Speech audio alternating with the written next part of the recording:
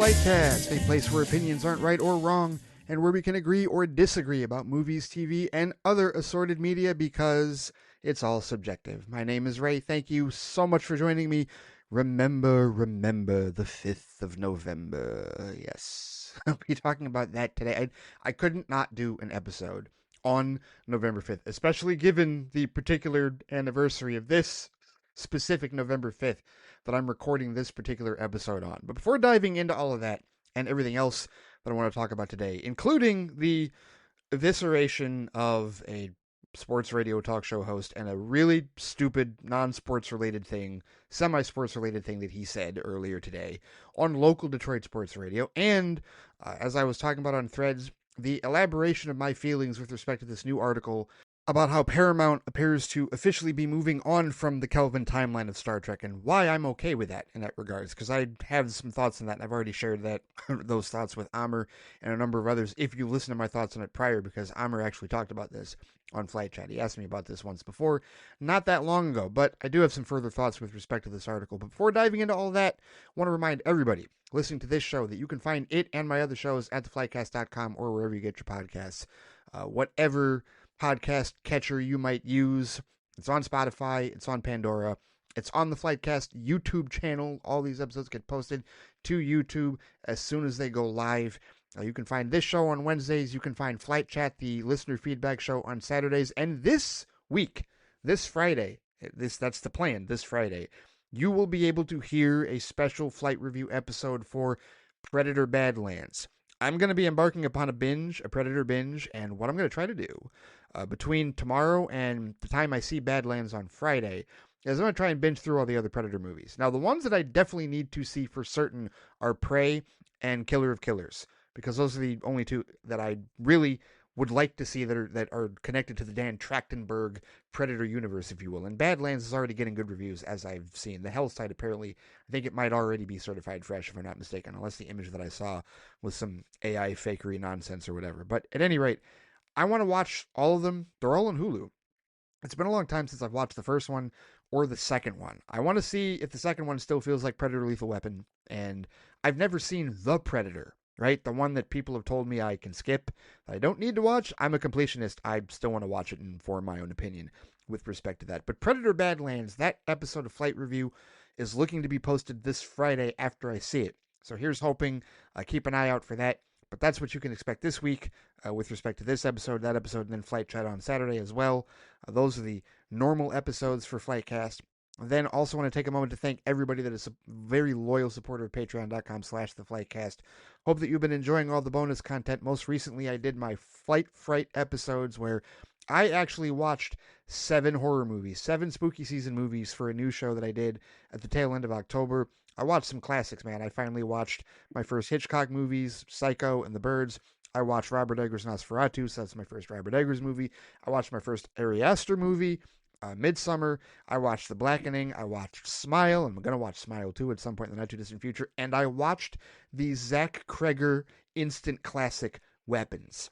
And all of my uncensored thoughts on these films are available at patreon.com/theflightcast. If you join to be a flight officer, you'll have access to Flight Fright and all of the bonus content. Bonus episodes of Flight Box, Flight Review, Flight Report, the comic review show, which I really desperately need to resurrect because my DC Universe Infinite subscription is just going unused. It's ridiculous. Why am I spending money on a DC Universe Infinite subscription when I'm not reading any comics? That's silly. It's ridiculous. It's a waste of money. And we don't live in a world where wasting money is a great idea whatsoever.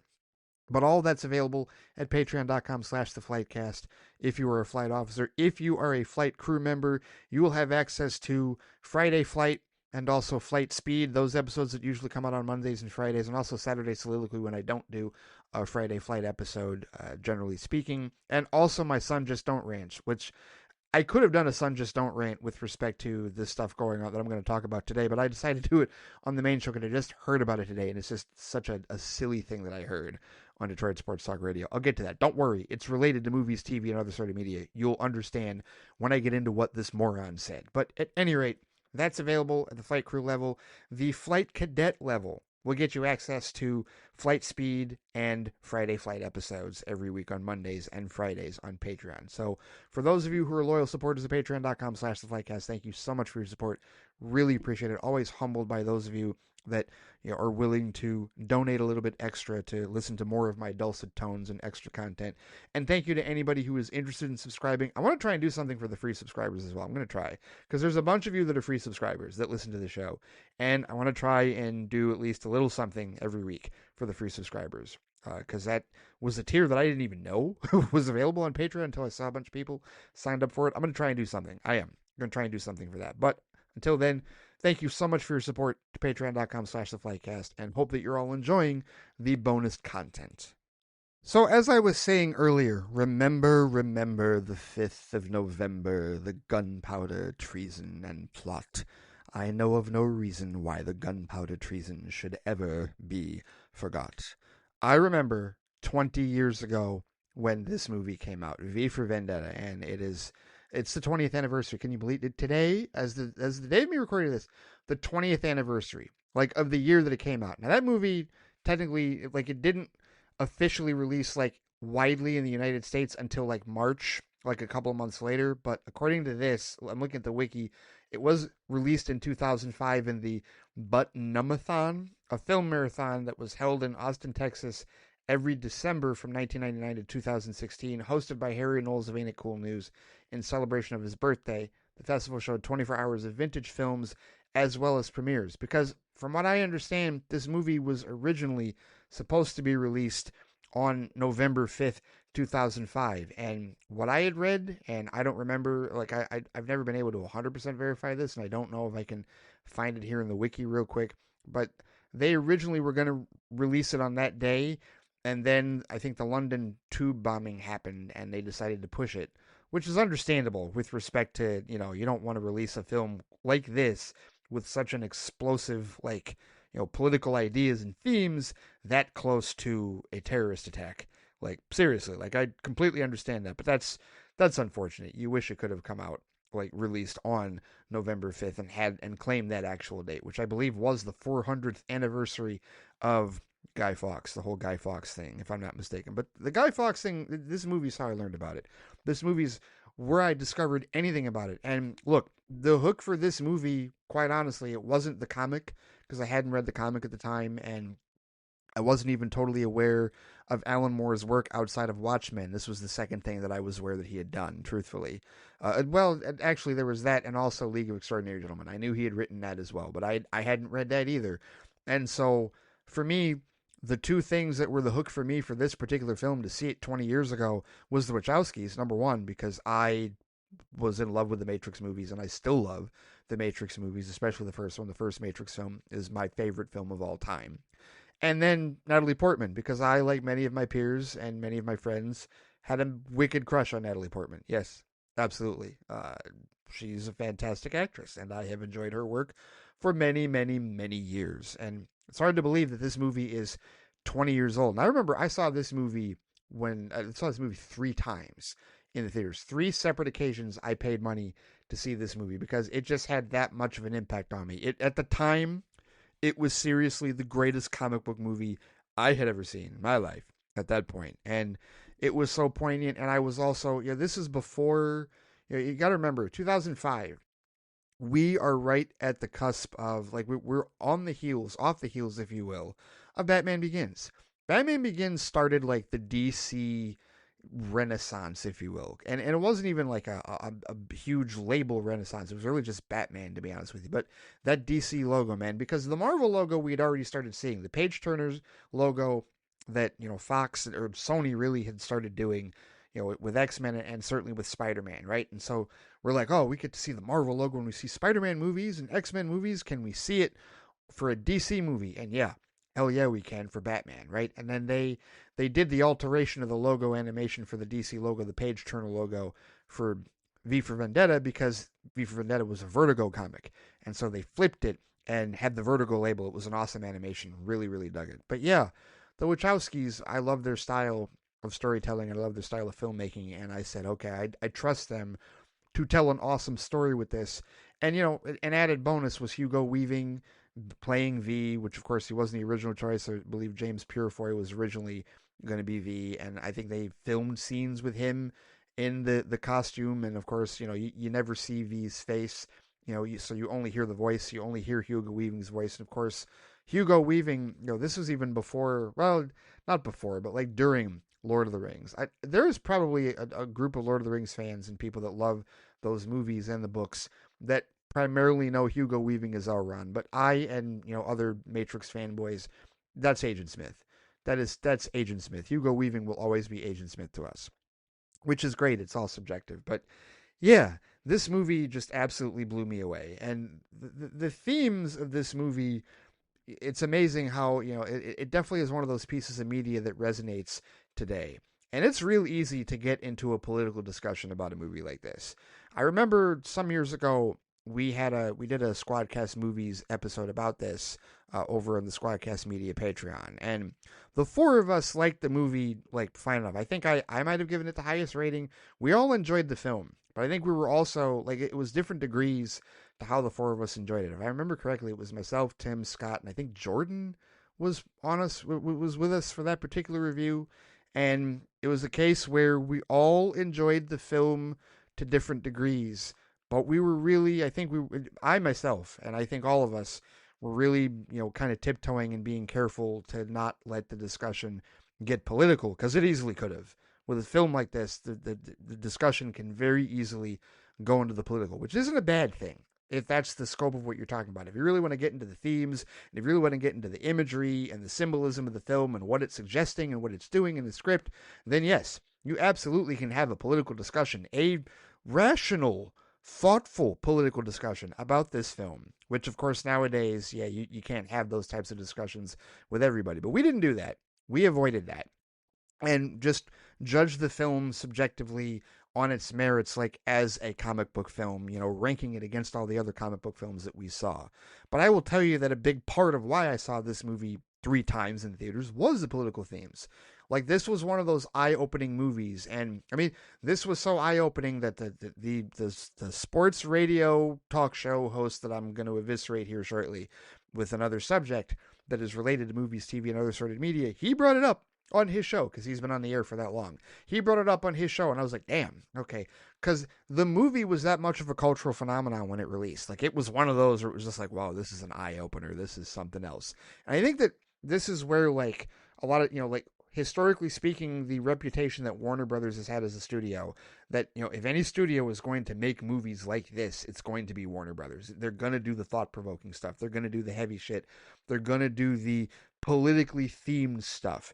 And look, the political themes of a film like this, especially coming out 4 years after 9/11, I mean, there was just so much here. And there's a lot of subtext that, again, if you want to have one of those really thoughtful, rational discussions, or if you want to have a terrible discussion, if you want to have a toxic discussion, because I know plenty of people have had toxic discussions about this. I'm not for that, obviously, and I don't condone or, support that.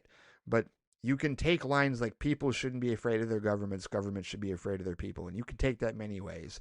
You can take that the rational way, you can take that the logical way, you can take that the very sociological way. You can also take it the sociopathic way, and the psychotic way, and the ridiculous way, and the absolutely toxic gaslighting way. Like, there's so many different ways that you can take that line, or the different characters, not just V and Evie, but also all the different members of Sutler's cabinet, of Stephen Ray's character, of course, Tim Pickett Smith's character, Creedy, and him, and everything. Dascom, like his character. And it's funny because, this is a cast where, I feel like these were British actors that we weren't necessarily, like, some of them we were introduced to. Like, obviously we knew Stephen Fry, of course, playing Dietrich. And the character he plays in this film, Dietrich, is a character that he absolutely, that falls into his wheelhouse as far as where he leans. Like, you could see Stephen Fry playing a character like that. He was perfectly cast for that. Even John Hurt as Sutler, yes, the way he played it, it's like, yep, I buy that. I absolutely buy this Hitler-like character that he's playing. But we weren't familiar, at least as American audiences, we weren't really familiar with Tim Pickett Smith. He was a creepy son of a bitch. Like, he was a really, like, unsettling son of a bitch in this particular movie, and played that role very well. But we didn't know Rupert Graves. We would get to know Rupert Graves a lot better with Sherlock some years later, because he plays Dominic Stone, who works with Finch, Stephen Ray's character Finch in this film. Of course, we would know him as D.I. Lestrade in the BBC Sherlock with Benedict Cumberbatch and Martin Freeman. But this was the first thing that I had seen him in. And then with respect to Roger Allam, I mean, he'd been in a bunch of stuff, but he's the one that plays Louis Prothero, which was like the Bill O'Reilly clone, if you will. And like there are so many allegories in this, but the one the actor that I think is like really that people nowadays like, especially if you watch Andor, Ben Miles. Ben Miles plays Roger Dascom, who's like the head of the propaganda division, the mouth of the British television network, right? And if you know him, like you'd know him as Take Holma. Remember in Andor, the Mothma's friend that she basically, that was murdered, if you will, assassinated in the second season, because he was threatening their operations and was threatening to go public with stuff. Yeah, that's the same actor. This is the first thing I saw him in.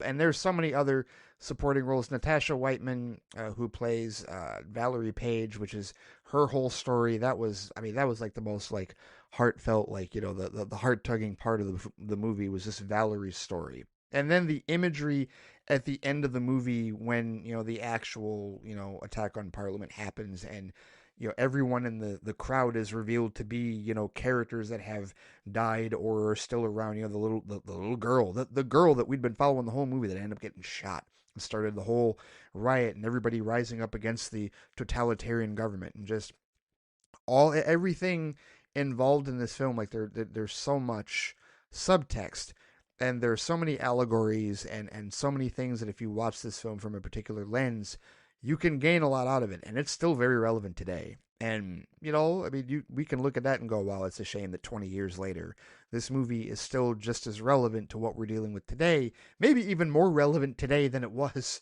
in 2005, frighteningly enough, in that regard. Like, that's one way to put it, but it's also another way to look at it is to be fortunate and to be thankful that a piece of media like this exists, that it was made in 2005, and that the Wachowskis had the wherewithal to make this. And I'm not taking credit away from James McTeague. I know James McTeague is listed as the director of this film. And James McTeague, of course, was one of the unit directors for the Wachowskis during the Matrix trilogy. He was an assistant director for that movie, he was an assistant director for Dark City, and also Attack of the Clones. I don't know that, like, what other films had he directed? He's only directed, like, 6 films. V for Vendetta was his first. And he also directed, I think, some episodes of Sense8, Marco Polo Season 2, and Messiah in 2020. I think that's the last thing that he's done. But, I mean, this film, also, apparently he was also one of the producers on The Matrix Resurrection, so that's awesome. So we work with Lana Wachowski on that. That's great. But, I mean, you watch this movie, and, I mean, it's the Wachowskis. Like, it really is their DNA and their storytelling and how it's filmed. And obviously, a collaborative effort, without question, with respect to that. So, I don't want to disrespect McTeague on that. But this is still a fantastic film. I think it's still, one of those thought-provoking films that, again, if you want to have a rational, logical, thought-out, reasonable discourse about the subtext and about the themes and about the allegories in this film, you can do that. You absolutely can do that on several levels, especially relating them to things happening in the real world today, without question about it. But at the end of the day, I own this film. I have the Titans of Cult version, because they've released this in 4K Steelbook a couple times. Now, the regular one, the Best Buy one that came out many years ago that I missed out on, that's going to have to be a secondary market purchase. Although Amazon apparently has it, but man, the markup for it is a little high. I mean, it's not, exorbitant. It's not like scalper prices. I mean, it's kind of there, but not quite that bad with respect to it. I've paid more for like other like ridiculous versions of films, if you will. But I have the Titans of Cult version of this, which has a really awesome pin and one of the dominoes, one of V's dominoes, and it comes in very like character packaging with Evie, and it's got the rose, the Scarlet Carson rose, image in the plastic casing. And Titans of Cult is an interesting boutique to buy from. They don't have a ton of releases, and I've got 3 of their releases. I've got V for Vendetta, I've got Wonder Woman, and I have Goodfellas. And they don't sell it in the States. These are all ones that you have to buy overseas in the UK or in Italy, somewhere in Europe, right? That's where they sell their editions of the films. They don't sell them here in the States. Just one of the many other boutique and collector's editions that you can't buy in the United States for physical media. But yeah, it's a great film to have in the collection, and I'm glad that it is part of my library. And at some point, it would be cool to get the regular 4K steelbook, the Americanized one, because perhaps for some reason Warner Brothers Digital Codes somehow are they the ones? I think Warner Brothers is the ones that last. Like they say they expire by this date, but 3-4 years down the road they still work in that regard. I think there have been other codes that for other movies that have done the same thing, but either way, uh, excellent film. I still enjoy it. It's still one that I place higher up on the list as far as comic book adaptations. And you know what? I actually can say that I enjoy it more than the comic because in preparation for our Squadcast movies review, I did read the comic, and I don't really care for the comic, just being honest. Like, compared to the movie, and I've been I ran into people over the years that said, "Oh, they fudged this and they did," the same argument you hear about how they changed this out of the book and they changed that out of the book. Yes, circumstances and whatnot and certain things that occurred to the characters, especially Evie, are a little different. But I prefer the movie version better. I really do. I don't really dig the Alan Moore story, the anthology, like the way that it was published, the way that it was written. I didn't really care for it. I really much appreciate how McTeague and the Wachowskis adapted it for film in that regard. So I like this version better than the original print version. It's all subjective, but at least I can say that I've read it, because when I originally saw this movie, I hadn't read it, wasn't even totally aware of the comic itself and how it was structured at the time. But I have read it since, and so I can make that comparison. And so for me, yeah, give me this film each and every day. And so, yeah, definitely wanted to talk a bit about that today with respect to the 20th anniversary of this film. And there are plenty of people talking about it on social media. And yeah, it's definitely a film that, if you have any part of your pulse, if you have any part of your finger on the pulse of, current society and things going on in the world today, then maybe the themes of this film, if you've never seen it, might resonate a little bit with you, just a little bit strongly. Again, maybe they resonate with you stronger today than even they would have in 2005. It's crazy sometimes how art works that way. All right, before I get to the Star Trek thing, I want to talk about this nonsense that I heard on Detroit Sports Talk Radio. And I want to preface this by saying that this is as subjective as I could possibly be. I have a bias. I 100% have a bias against this particular individual who said this nonsensical thing. This comes from a show that I hate listen on a time and time again, because here's the thing. There's a show like sports radio in Detroit is really restricted to just one station. 97 won the ticket. There's no competition whatsoever. It's just them. And they're an Odyssey.com station. They're connected to CBS and all that and whatnot, right? So there's a show, probably the most popular show in their lineup. It runs from 2 to 6 every Monday through Friday, called The Valeni Show. And it's Mike Valeni, and he's been on the air for like over 20 years, right? And I would say that 90% of his sports opinions I actually agree with and will listen to. The biggest time that I think he's completely full of shit is when he has to talk shit about Michigan, because he's a Michigan State fan and he loves getting in his digs and he loves calling them cheaters and being a complete asshole with respect to that, because that's part of his shtick and it's part of his bit. And his radio partner, Rico Beard, they do the same thing. They tag team and basically turn it into Spartan Radio for 4 hours. Whatever. Those are the times when I tune him out. A lot of times when he's talking about the Lions or the Tigers or the Red Wings or the Pistons, stuff like that, like I can, listen to their opinions and I can largely agree with most of them. Like they were talking about the Lions and, them not making a deal with the trade deadline and whatnot today. And yeah, I agreed with a lot of it. But in the middle of them talking about this random thing comes up that Valeni brings up.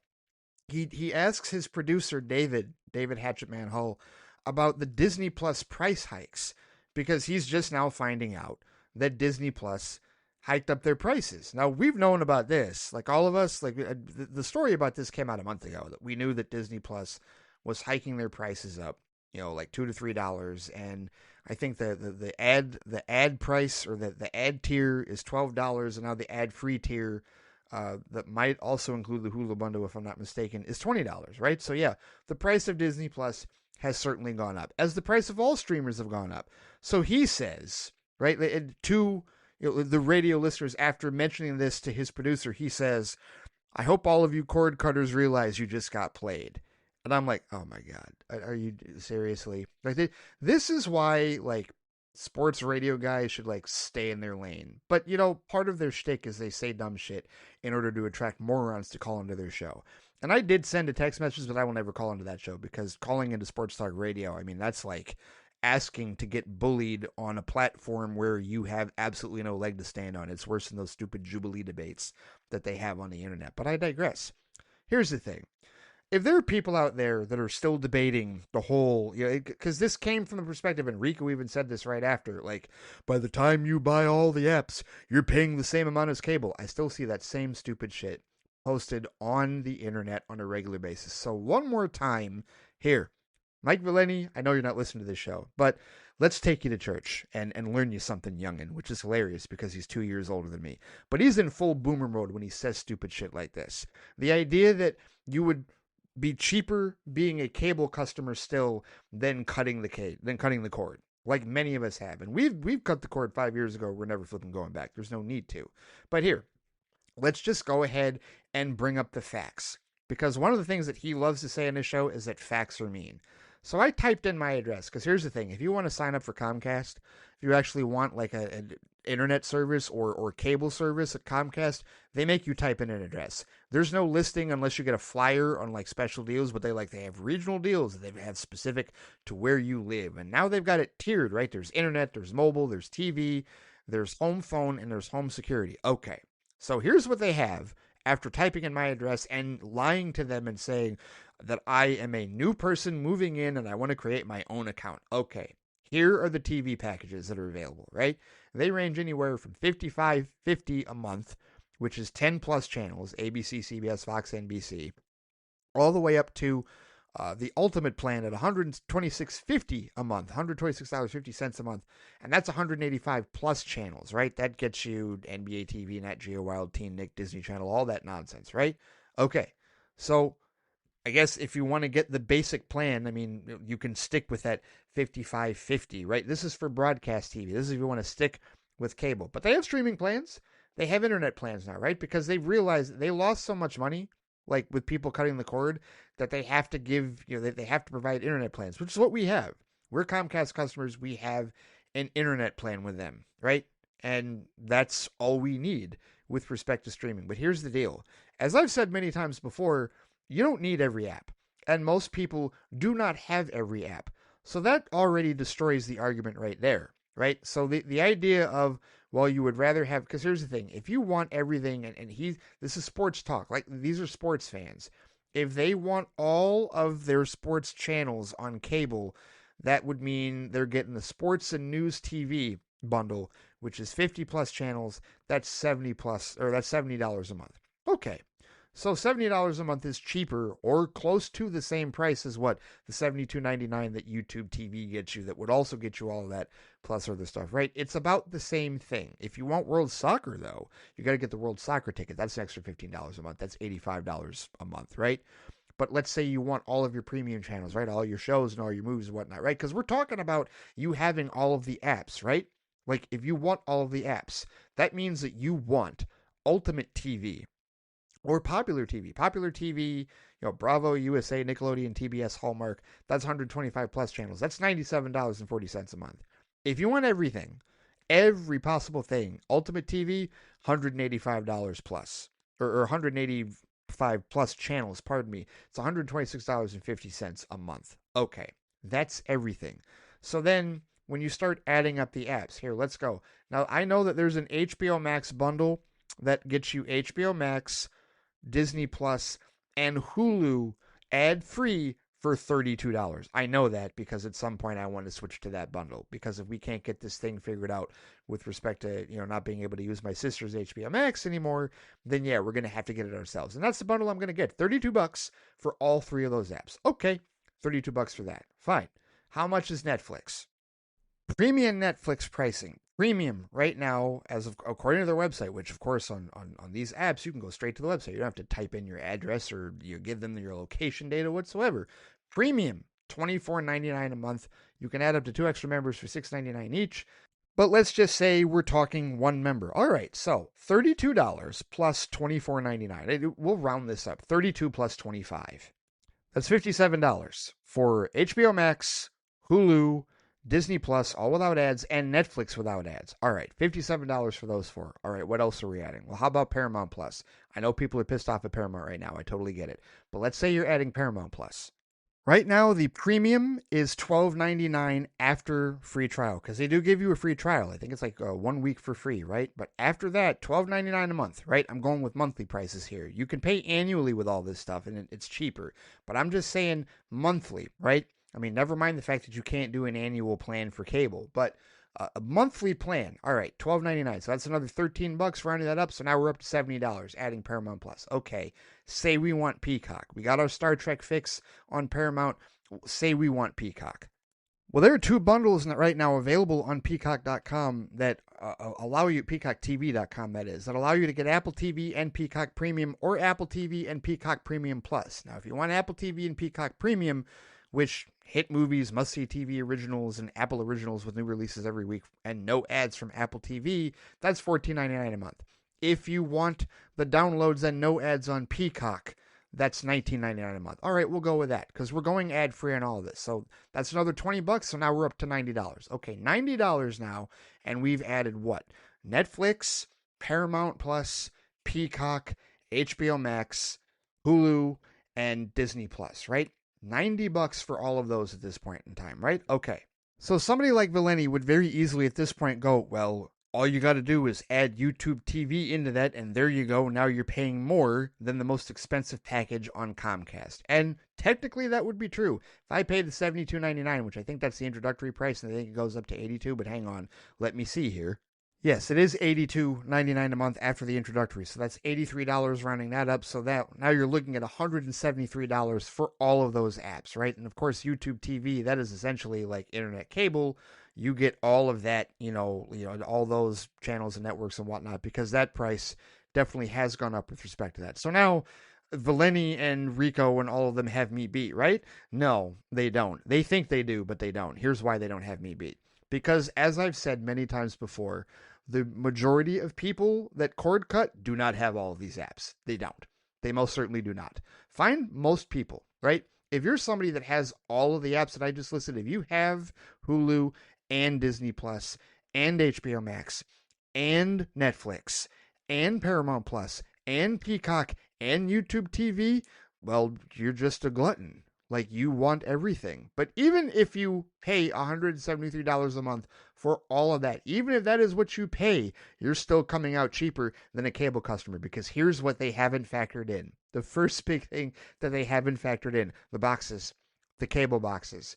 Now, are you telling me that you've only got one box in your home, Mike Valeni? I doubt that. Because you think your wife, he's married, don't have any kids, but he's married. You think your wife wants to watch all the same shit that you watch at the same time? No, you don't. You've got multiple boxes in your house.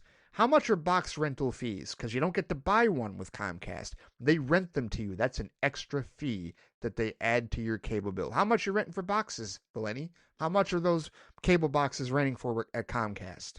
Well, according to Google, because of course Comcast isn't going to tell you on their website, it's about $10 a month to rent a regular box, but those can get higher if you want like an X1 DVR system, right?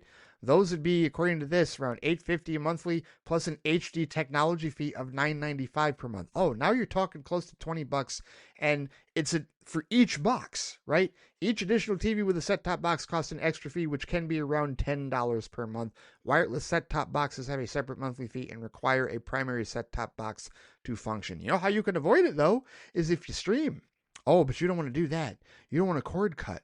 You want to stick with everything. Okay, so multiple boxes. Well, now we've upped your $126.50 to closer to about what? $150, $175, depending on how many boxes you have in your home. You really think you're going to tell me you live in a small home? You only have one TV? No, you don't. You got at least two. You probably have more than that. You got one in the living room. You got one in your man cave. You got one in the bedroom. At least three. At least three. Okay? That's just for a couple living in a house. But wait a minute. What about all the other fees? Well, Comcast actually does provide a little bit of transparency on this. If you go to Xfinity.com and go to support, account, and billing, they have a page where you can learn more about the taxes, fees, and other charges on your bill. There's the broadcast TV fee, which they say is an itemized charge, not government mandated and may change from time to time based on the cost that Xfinity incurs to provide local broadcast stations to Xfinity TV customers. Those costs include the fees broadcast stations charge to Xfinity to carry them on its cable systems, right? Which are among the fastest growing components of the company's programming costs. If you live in California, there's the California Public Purpose Fund. There's the Federal Communications Commission fee. That's right, a regulatory cost recovery everywhere except in New Jersey, where it shows separately on the bill, collected annually by the FCC from cable operators to reimburse the FCC for administering its regulatory responsibilities under the Communications Act of 1934. Then there's the Federal Universal Service Fund, a charge imposed by Xfinity to recover its contribution to the Federal Universal Service Fund, a federal fund that ensures the availability of affordable communication services to low-income and rural customers, as well as eligible schools, libraries, and healthcare providers. Neither government mandated nor a tax. The FCC modifies the contribution rate on a quarterly basis, and there's a link where you can view the rate. There's a franchise fee, which are paid to local governments as compensation for Xfinity's use of the public rights-of-way and easements. The Federal Cable Act authorizes cable operators to collect from customers the full amount of franchise fees paid to local governments. It's called the service provider fee in Ohio. There's late fees if you're late on your bill. There's other service providers. Third-party companies billing through your monthly Xfinity bill like Netflix may increase their pricing from time to time, and each third-party company is responsible for notifying you of any price changes. Their adjusted pricing is reflected on your Xfinity monthly bill in addition to everything else. There's the Regional Sports Networks fee, which is another itemized charge, regulatory cost recovery, the rental fee that I mentioned, the State Universal Service Fund, and then how about taxes and government fees? 911 fee, 988 fee, athletic fee, federal excise tax, local utility user tax, public educational and governmental PEG fee, state and local communication service taxes, gross receipts tax, state and local tax, state excise tax, state or local fees, city amusement tax, Colorado retail delivery fee, if you live in Colorado, communication sales tax, Community of TV Knoxville access fee, Connect Me Fund, Massachusetts license fee.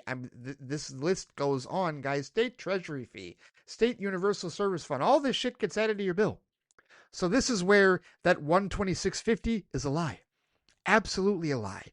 You're paying more, definitively, if you get everything. And by the way, what are you paying all that money for, right? When you add all these fees, when you add all the box fees, when you add add all that up to that $126.50, and depending on how many boxes you have in your house, you're definitely over $200, right? You might be between $250 at this point, right? And what are you paying for? You're paying for a bunch of channels, and maybe you watch 5 of them. If you're a sports junkie and you need access to all of them, okay, maybe. But you're not going to watch all those channels at the same time. Unless you work for a sports radio station like Mike Valeni, then maybe that would be the case. But generally speaking, you're not going to watch most of those channels. So you're paying $200 to $250 a month for box rental and access to a bunch of channels that you're probably going to not watch that often. But wait, there's more. Because above all else, you are locked into anywhere between a 12 to 24 month contract through Comcast for this. A contract that they tell you, oh, this locks in your price rate for as long as the promotional rate continues, right? However long that promotional rate goes, depending on the length of the contract. But they sign you away to it. You are locked into it. There is no getting out of it unless you call them and threaten to cancel your service. That's the only way to get out of it. And I know this. I've done it before multiple times. That's how I ended up cutting the cord in the first place. We were cable subscribers. 5-6 years ago, we were cable subscribers. And the day we finally cut the cord, when we had enough apps to be able to say we don't need cable anymore, that's what I had to tell them. I had to tell them I want to cancel my service. And they're obligated to keep you as a customer. So they will offer you downgrades. And I eventually got them to the downgrade where it was internet only. And I said, oh, all right, fine. I'll go ahead and just keep internet only. And that's where we're at. Internet only. That we pay what? $90 a month for internet service, and we use internet for way more than that. So yeah, the internet that you were going to have anyway, right? Because we didn't even factor that. I was just talking about TV, not talking about internet, right? Because the reason that this was brought up on sports radio is part of this is because right now YouTube TV and Disney are embroiled in that dispute because Disney wants to up the carrier fees and they want YouTube TV to pay more and pass on that cost to the subscribers. And YouTube TV, for the umpteenth time, because this happens on an almost yearly basis with other providers, basically told Disney, F you, we're not raising anything. And Disney's like, fine, we're going to pull all of our shit off of your service. And YouTube TV goes, cool, we'll give them a $20 discount for as long as you're going to be gone. Right? If you're gone off of our service for an extended period of time, we're going to give them a $20 credit. Because Google understands that there's way more than just Disney channels. But this, of course, affects a sports individual, because somebody that wants to watch SEC football on Saturdays, or if they want to watch Monday Night Football on ESPN, and they have YouTube TV only as a cord cutter, well, they can't do that now. You can't even do it through the NFL app, because Disney's being a bunch of greedy bastards trying to raise the carriage fees, right? And all of the broadcasters do this. All of the studios, they all have tried this with YouTube TV, and most of them have failed and knuckled under. The only one that hasn't is Bally Sports tried to do this with the regional sports networks, and FanDuel still hasn't made a deal with them. So for the last 3 or 4 years, I haven't been able to watch my Tigers, Red Wings, and Pistons on YouTube TV, and I have to get the FanDuel app, which that would be another $20, which I don't pay because I don't need it. I'm not that desperate necessarily to watch Wings, Pistons, and Tigers in that regard. I can live without that. I can just go with the apps in that regard. And that's the ultimate point here, is that most people don't have everything. And the whole point of cutting the cord is to give the customer choice on what they want. Because all this contract nonsense, all these extra fees, all this other box top rental shit, you don't deal with when you get these apps. Your box that you buy that you're using to watch on your television is probably either, it's more than likely a Fire Stick, or it's a Roku, or if you really have more money, it's an Apple TV Plus box like we have, right? Or it's through one of your gaming systems, right? But that's a one-time fee, not a monthly jack that you have to pay Comcast in addition to all the other fees that I mentioned earlier, right? So this whole nonsense, this lazy-ass boomer nonsense about how at the end of the day you're just going to be paying the same as cable, it was a lazy excuse then, it's a lazy excuse now. The vast majority of people that have cut the cord have 2 to 3 apps maximum. Netflix and 2 or 3 others. Rotate them. Right now, probably, truthfully, it's Netflix and HBO Max and Disney Plus, right? Or it's Netflix, Disney Plus, and Hulu, right? It could be any one of those. And maybe some of those people also have YouTube TV, but not all of them, not everybody. And again, they're not paying box fees. They're not paying, extra broadcast fees and extra government shit and whatnot. And they're certainly not locked into a contract for any stretch of time whatsoever. In fact, YouTube TV, what I've done the last several years is I've only kept it active during football season, literally. I've only kept my YouTube TV active between the months of September and February. Once the Super Bowl is over, I pause that shit for the rest of the year. So that means that 7 months out of the year, I'm not paying for YouTube TV. I only pay for it 5 months out of the year when I have football to watch. What? What do you want me to do? Like, seriously, you're going to tell me that I got screwed, that I got conned? No, you're the lazy-ass con boomers, okay? And again, he's not a boomer, Lenny. He's only 2 years older than me, but he's speaking boomer language because he doesn't know shit. This isn't his arena, right? He should just stick to sports. Sometimes he barely knows that shit, but whatever. No, when I hear that laziness, I can't abide by it because it's absolute misinformation.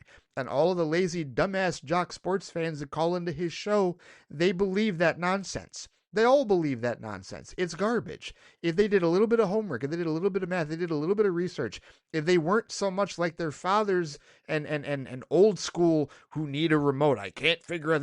These are the same people that complained about having to watch Thursday Night Football on Amazon Prime, and yet for the last couple of years, they've all found a way to do it. You all figured out how to watch Thursday Night Football, and I know you did because you complained to high heaven about how awful the Thursday Night Football games are. Well, how did you complain about them if you didn't see them? You've been watching them on Amazon Prime. So cut the shit with respect to that.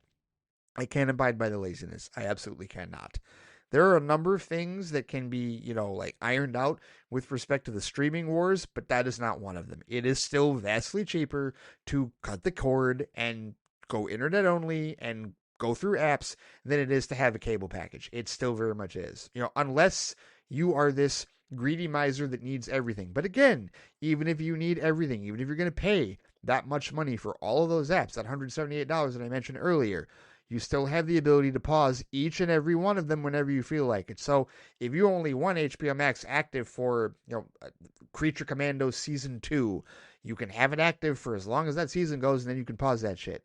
If you have YouTube TV and you only want it active during a certain time of year for football season like I do, you can have it active for 5 months and then pause it for the other 7. You're not paying that much the entirety of the year. You can pause any one of these and they will let you come back. They don't give you shit about it. You press a couple of buttons and they say, okay, we'll see you later. It's sad to see you go and all that whatnot. Like, that's how they operate. It's about operator convenience, which is not what cable companies traditionally give you. And it's unfortunate that lazy asses, that cater to everybody in the Metro Detroit area don't seem to understand this. But no, I guarantee that Mike Valetti is paying more for his cable than we've paid in the last 5 years for our internet and our apps. I guarantee it. I 100% guarantee it. Because I don't pay box rentals. I don't. The only rental I pay through Comcast is for the modem. That's it. And the modem we just recently upgraded. That's it. But we don't have, we've got 2 TVs. An Apple TV on one, Roku on the other. We're good. We're good. If I really, and that's a one-time payment for boxes that I own forever. Like, it could, in perpetuity, if you will. And I don't even need them. I can watch the shit on my computer. I'm going to have a computer, or my phone, or my iPad. No, as objectively speaking, you're wrong, Mike Valeni. Well, objectively speaking, you were incorrect. You have been scammed, not me. So, whatever.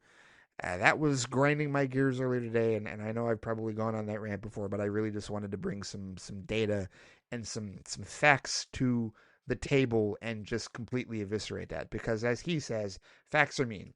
And in this case, facts are very mean. I didn't even mention, if you don't want to do YouTube TV, there's other options like Hulu Live or Fubo that you can, or Sling, that you can have cheaper options to deal with the sports problem. Or you can do NFL Plus. You can do NFL Plus. You can go straight to the source itself. If all you want to do is watch Sunday football, $14.99, get you Red Zone, right? Or access to other games. Like, there's so many options. And it's all about user freedom and choice. That's what it's about. It's not just about, paying less. I mean, paying less is part of it. But yeah, locking yourself into a 12 to 24 month contract, paying box rentals, paying all these other broadcast fees and shit, playing right into Comcast hands, that's the real grift. That's the real corporate grift that these people just do not understand. And you know what? Hey, he wants to waste money with his salary. That's his business. But calling me, saying that I got conned, yeah, okay. That's you being a dumbass. That's you not understanding the economics of the situation. And hey, you've said dumber things on your show. But that one, that was relatable to a thing here with respect to movies, TV, and other sort of media that we talk about on a regular basis. So I just had to eviscerate that for a second. And like I said, it's relevant because, the price hikes, people have been talking about that, the Disney price hikes and the Disney YouTube dispute. Like, that is a recent, thing that has been happening. So it is related to all of that. But hey, just wanted to wax poetically on that, if you will, bring some data to the table. All right, I buried the lead long enough. Let's talk about the Star Trek thing. Now, I saw this from Trek Central, and they got it from Variety. Tatiana Siegel, and Brent Lang, don't like either one of them.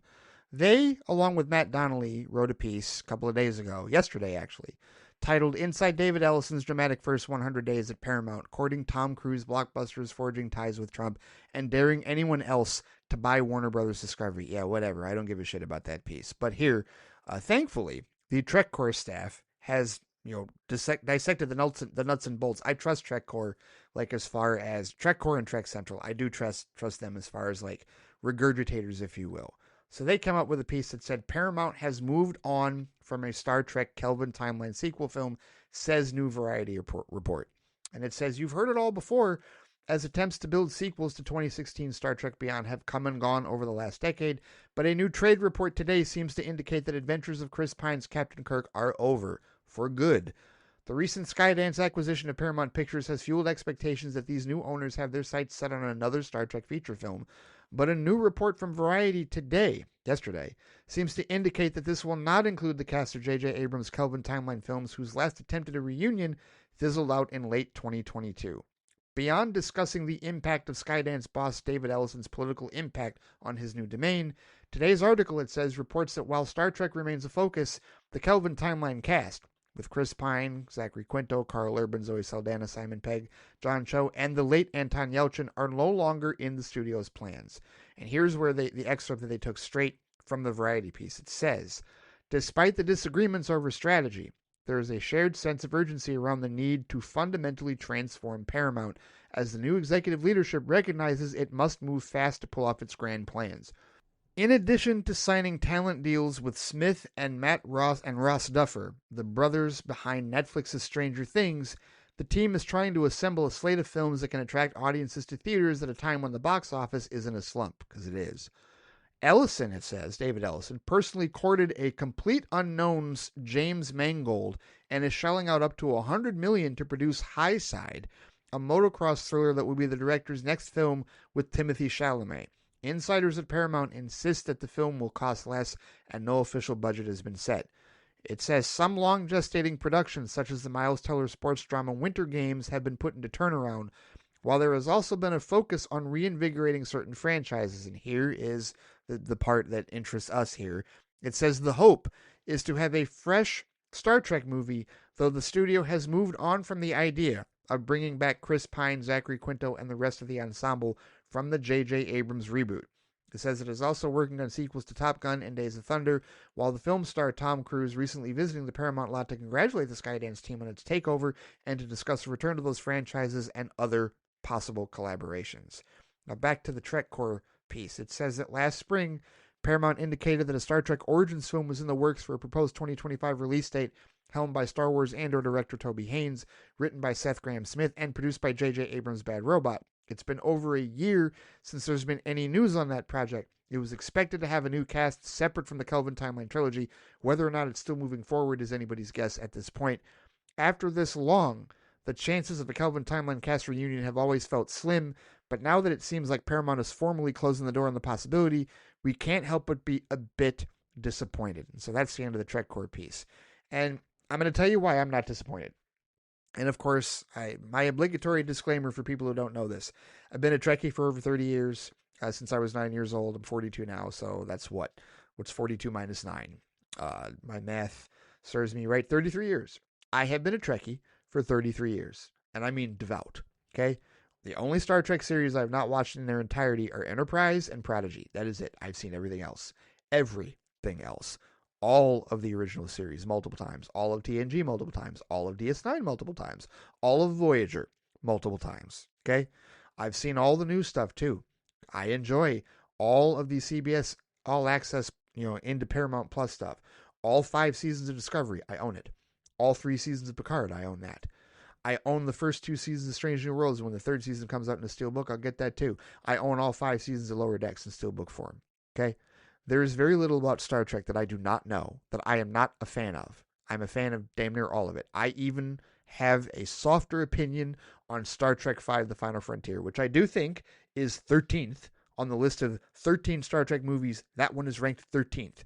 But I'm also the person that lives on the island of the best one. Number 1 is Star Trek VI, The Undiscovered Country. I have thoughts. Okay, of course I love Wrath of Khan. Yes, it's a classic. Yes, First Contact is the best TNG film. Yes, I agree with that. Okay. Enough with the primers. Here's why I'm not bothered by the Kelvin timeline, not continuing. And mind you, I enjoy the Kelvin timeline a great deal. I love all 3 of those movies. My favorite of those movies is Star Trek Beyond, because it's a 2-hour-long episode of the original series in updated form, and that's why I love it so much. It was a great tribute during the 50th anniversary, and if Viacom and Paramount had marketed it properly, it would have been even better, but whatever.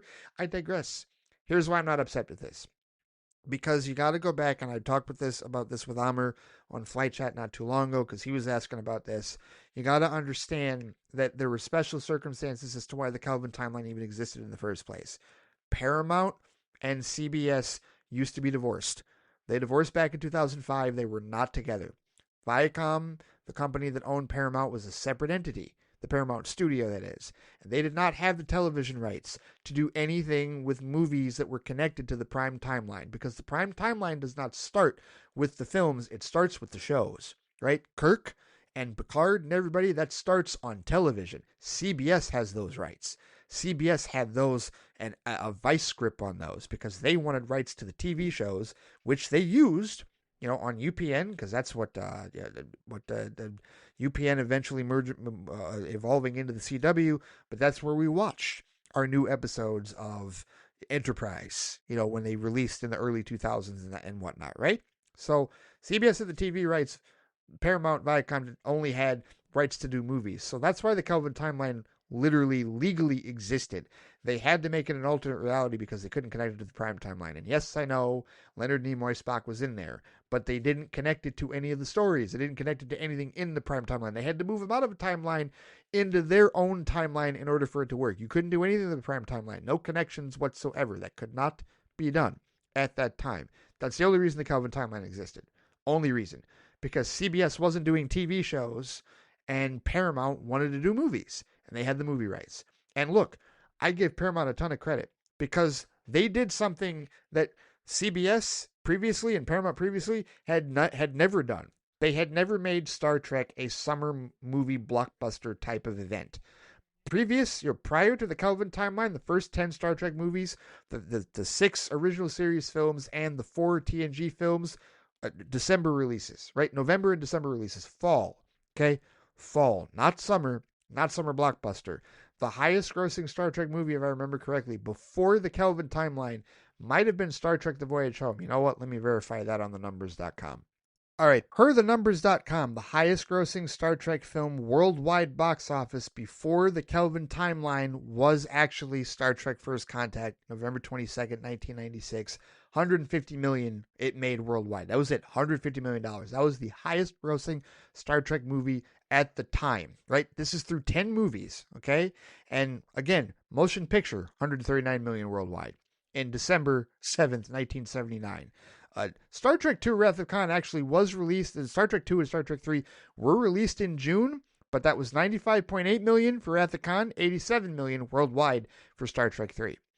Star Trek IV The Voyage Home, which was a November release, $133 million worldwide. Star Trek V, $70.2 million worldwide, and like $52.2 million domestically. That's June of 1989. So they weren't making money in June. They were making money in the fall. Because when they went back to November, or December rather, for Star Trek VI, that was $96.9 million. Generations made $120 million. That was the first film with the TNG crew. Then First Contact, $150 million. November 22nd, 1996. Generations was November 18th, 1994. Star Trek Insurrection, which is a 2-hour-long episode. It really is. December 11th, 1998. I saw that in the theater twice. $117.8 million. Yeah, I like Insurrection. I do. I like it. But then Star Trek Nemesis, which was the first film I saw Tom Hardy in December 13th, 2002. Yeah, that one bombed horribly. $67.3 million worldwide. Star Trek took a break. They didn't do anything. And in between that time, 3 years after that, is when Viacom, Paramount, and CBS divorced. And so when it came time for them to do more movies, like I said, I give Paramount credit because they made Star Trek a summer blockbuster. The first Kelvin timeline Star Trek film, released May 8th, 2009, which I saw 4 times in one weekend. It was a Thursday, Friday, Saturday, Sunday. 4 times in 4 days. It's my record. 4 times in 4 days is the most I've ever watched a movie. I went to the Thursday premiere showing with friends. Then the friends that couldn't make it to that showing, I saw it with them on Friday. Then other friends that came to the premiere showing on the original Thursday that wanted to see it again and take some more friends. I saw it with them on Saturday. And then that Sunday was Mother's Day. I took my mom to see it. I saw it 4 times in 4 days. That's how much I love that damn movie. $386.8 million worldwide in 2009. That was the highest grossing Star Trek movie of all time until Star Trek Into Darkness 4 years later, released May 16, 2013. That made $467.3 million worldwide. And then Beyond, which came out July 22nd, 2016, did $335.6 million. So I give Paramount all the credit in the world for making Star Trek a summer blockbuster franchise, at least on film. But again, all of this is while they were still divorced from CBS and couldn't do anything with the prime timeline whatsoever from a legal standpoint. And so a year after Beyond comes out is when Star Trek Discovery premieres on CBS All Access in late 2017. And that's when CBS decides, hey, you know what, the Kelvin timeline, listen, Paramount's doing their thing. Let's reignite the prime timeline because we can actually connect our shit to the prime timeline. And that's when we get Discovery. the whole 10 years before Kirk and all that. And that's when we get Star Trek Picard, when we found out Patrick Stewart was coming back, right? That's when all those original timeline juices start forming. And then in the midst of all this is when the remarry of Paramount and CBS happens. And that's where we're at, guys. That's where we're at. Paramount and CBS remarried, and now they're permanently solidified. They're just called Paramount Global at this point. There's no separating CBS and Paramount at this point. They're together, which means that now that they have the rights, now that Paramount as a studio has the rights to connect to the prime timeline all the live long day, there's no need to do the Kelvin timeline. The Kelvin timeline does not need to exist. It literally does not need to exist. And that may be a bitter pill to swallow for people that like the Kelvin timeline more than the prime timeline. But the reality of the situation is that it's not necessary. It isn't necessary. And that is nothing against those guys. I love that crew. Pine, Quinto, Saldana, Carl Urban, Peg, John Cho, and of course the late great Anton Yelchin. They did so much justice to those characters. They understood the assignment. They understood the core of their characters and updated them for a modern audience and brought new members to the fan base. There are new Trekkies that are part of the fandom. Amr is one of them, right? One of our regular contributors, Amr. He came into this franchise through the Kelvin timeline. And that's why, for all of the gatekeepers that want to talk shit about the Kelvin timeline, seriously go pound sand. Because what we needed as a fandom, what we needed as a franchise was to bring in new blood, to bring in new audiences.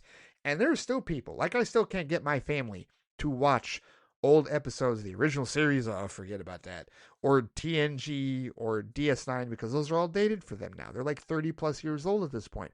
But they've all seen Beyond and Into Darkness and the first one in 2009. They've all seen those three movies. They went to the theater to see them. They enjoyed those, right? And maybe that will get them into the shows on Paramount Plus. Because regardless of how you feel about Michael Burnham, regardless of how you feel about Discovery, regardless of how you feel about Picard, Lower Decks, or Strange New Worlds, here's one thing you can't really say, in my opinion, subjectively speaking. You can't say that the visual effects have gotten worse. No, they've gotten better. If I take one episode of Star Trek Strange New Worlds, or even if I take an early episode that Pixamondo did for Star Trek Discovery, and I stack it up against the Kelvin timeline, yeah, it's very close. As far as set design, as far as production design, as far as the visual effects with space and planets and what they did, the special effects, they're on even par. It's movie quality in that regard, seriously. That's how well they've done, as far as visually speaking, with these shows. And so there's just no need for the Kelvin timeline anymore. There really isn't. And I love what it did. I love if we keep it a trilogy, and listen, do another special release for them. Absolutely honor them. Absolutely honor them, because they reinvigorated the franchise at a time when it needed to be reinvigorated. The Paramount Plus shows don't exist without what the Kelvin timeline crew did, and they should not be forgotten. They most certainly should not be forgotten. That timeline should exist in perpetuity. And the other thing that I would also say is it is kind of fitting that it ends in a trilogy because Anton's gone. It's like, and Abrams has talked about how, they didn't want to, it was difficult for all of them to try and make another movie after he tragically passed way, way, way, way, way too young as a result of a horrible accident, right? But trying to do that another film in the franchise without Chekhov, without their Chekhov, it was going to be difficult for them. And so the fact that they were able to finish Beyond, the fact that is their crew, right? Yeah, it immortalized them. Absolutely. Anthony Dorsey sent me a thing because Zachary Quinto has got a show. He's on a medical drama on NBC right now. It's called Brilliant Minds. And apparently there was an episode called The Doctor's Graveyard, which is the Halloween episode for the season. And it says that it was a picture of Zachary Quinto dressing as Spock for a brief scene. And yeah, he's in an elevator, I guess, at this hospital that he's at. And, I mean, he's got a beard, but he's got the Spock hair, and he's wearing the Spock suit. Without the beard, he may as well have been, it may as well be, you know what, it's Mirror Universe. It's Kelvin Timeline Mirror Universe Spock. That's literally what he looks like in this picture. And I don't know who the other actress is, the black actress that is clearly dressed as Uhura, right? And she's wearing what looks to be the Zoe Saldana tunic from the Kelvin Timeline, but she's got the Nichelle Nichols hair from the original series in that regard, right? That's awesome. That's cool. Never forget what Chris Pine and Zachary Quinto and that cast and crew did. Never forget that. Absolutely. Immortalize them. Without question. What they did was outstanding. They made Star Trek popular for the masses. Seriously. If I can't get a single normie from the general audience to watch any of the shows, I bet I can get them to watch those movies. Or I bet I can get them to say, oh yeah, I saw that movie. That movie was great. Da da da, right? Idris Elba was the villain in this one. And Benedict Cumberbatch was in that one. And Eric Bana was in this one, right? Like that is like a great gateway. The Kelvin Timeline trilogy is a great gateway to bring in new Star Trek fans. It should never be forgotten. It should be heralded. It should be lauded. It should be praised. And I herald and laud it and praise it for what it is. But it's over. It's what it is. You know, like it's just, it stops there. It stops at the trilogy. They don't need to make anymore. They don't. It served its purpose. It 1000% served its purpose, and what a great purpose it served. Because again, we don't have the Paramount Plus stuff. We don't have the continuation. We don't have, what Anson Mount and Paul Wesley and Ethan Peck and Celia Rose Gooding and Christina Chong and uh, uh, Rebecca Remain, what all of them are doing now, and also Babs Olosa what they're all doing, and Jess Bush, what they're all doing now, and flipping Melissa Navia. I think I've named everybody. What they're all doing on Strange New Worlds right now, like the DNA for that comes from the Kelvin timeline. It does. Production wise, in terms of like how the camera and then the set design and whatnot, but now it's set in the prime timeline. Now it's filling in blanks for stuff that we didn't have fleshed out in the original series and later on in the show, right? And that's awesome. And same with Starfleet Academy. We're going to learn more about the future, where the Discovery went in the last 3 seasons of that show, where it really found its, its level, found its water, if you will. Even though I do like the entirety of the series, I do think that the last 3 seasons were the strongest for Discovery, when the crew wasn't so encumbered by, okay, we're happening 10 years before the original series and all that stuff. And I don't feel that Strange New Worlds is encumbered by that. We just know how that story is going to end. And it's progressing toward that. It's progressing toward our first time seeing the original series crew. And I still feel like, somewhere in that final season, which they're going to start filming that, if they haven't already, because they wrapped on season 4.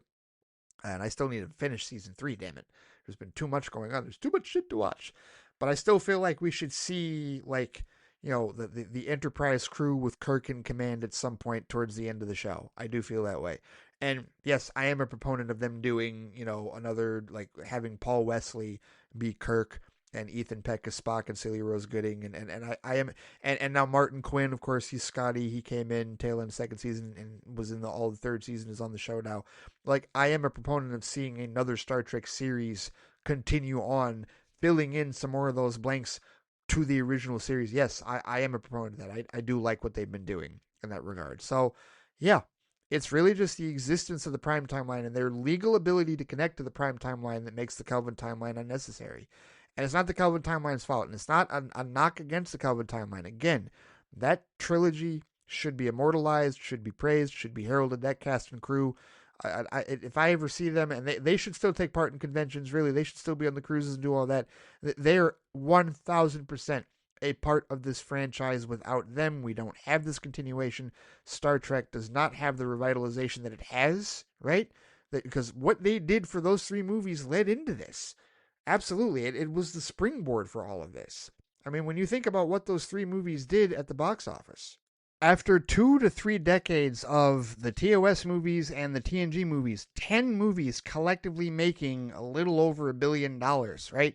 Those 3 Kelvin Timeline films by themselves, $1.18 billion just between those 3 films, Star Trek, Star Trek Into Darkness, and Star Trek Beyond. So, yeah, all manner of kudos, all manner of praise, and if I ever meet Chris Pine or Zachary Quinto, if I'm ever fortunate enough to meet any of them, or Zoe Saldana or Simon Pegg or John Cho, or Carl Urban, I will thank them.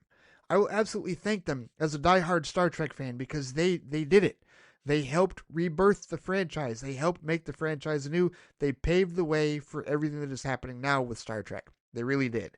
And for all the gatekeepers and the assholes that want to say, oh, that was a negative thing, well, go sit in a corner and get the hell out of my fandom, seriously. Because we don't have time for the negativity and the bullshit with respect to that, as far as I'm concerned. So, no.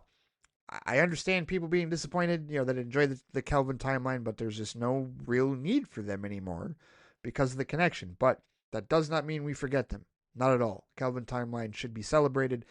Kelvin Timeline should be praised. That cast and crew, all manner of credit for laying the groundwork to set us on the path to Star Trek ascendance that we have right now on Paramount Plus. No question about that. So yeah, whatever the next movie is, whatever they do, they want to do it theatrically. I get it. I totally get it, and I'm fine with that. I'm absolutely okay with them fleshing out the Prime timeline further and adding some more details and updating a lot of the stuff that you couldn't update in the 60s or even the 80s, 90s, and early 2000s in that regard. Yeah, perfectly okay with that, and that's fine. And Paramount is right to lean into that because Star Trek is their biggest IP. It is. It is. I've said this before. No disrespect to Transformers fans, no disrespect to Teenage Mutant Ninja Turtles fans, no disrespect to any of the other, kiddie franchises or whatnot that are there as well, or Nickelodeon or anything like that. Star Trek is their biggest IP. It is. It is. It's without question their biggest IP at this point, and they should lean into it. They absolutely should lean into it without question, and I'm glad that it looks like they understand the priority of doing so in that regard. So yeah, let's roll with some more original, prime timeline connections. I'm all for that, truthfully. But pour one out for the Kelvin timeline and just raise a glass. Here's to the Kelvin timeline. Here's to that cast and crew and J.J. Abrams and Justin Lin who directed Beyond and everybody else. Here's to you for revitalizing the franchise in a time of need when it needed it the most, and for help bringing us to this era where Star Trek can ascend and really be a bigger franchise now under Paramount. Thank you to all of you. Not that they're listening to the show, but if I ever see them in person, I will thank them for that, because what they did for those 3 films was absolutely awesome and did a fantastic job and will always be remembered for sure. All right, I think that'll do it for this week's episode of the Flightcast. Thank you so much for listening. Thank you so much for supporting the Flightcast. If you have any thoughts with respect to anything I talked about, if you've got any thoughts about V for Vendetta as we honor the 20th anniversary of that film, if you have any thoughts about what I had to say in terms of my evisceration about that lazy-ass argument with respect to paying for streaming apps, being the same as cable, and how nonsensical and objectively incorrect that is with data and whatnot, right? If you have any thoughts on that, or if you have any thoughts with respect to the Kelvin timeline, the revelation that Paramount is not going to be doing any more Kelvin timeline films for Star Trek. If you have any thoughts on any of that, or any other thoughts on movies, TV, and other assorted media, you can find me on Threads and Instagram at The Flightcast, on BLUESKY at Flightcast. You can comment on the posting for this episode on the Flightcast YouTube channel, youtube.com/The Flightcast. There's also the Flightcast Facebook page, and of course I can be reached by email at ray@theflightcast.com. Don't forget, this Friday, hoping to review Predator Badlands for Flight Review, and then of course Flight Chat, our listener feedback show, this Saturday. So anybody that sees Badlands, we can have some spoiler talk, hopefully. That is the plan. So go ahead and send that feedback in. But until then, take care, stay safe out there, and I will see you all next time. Take it easy.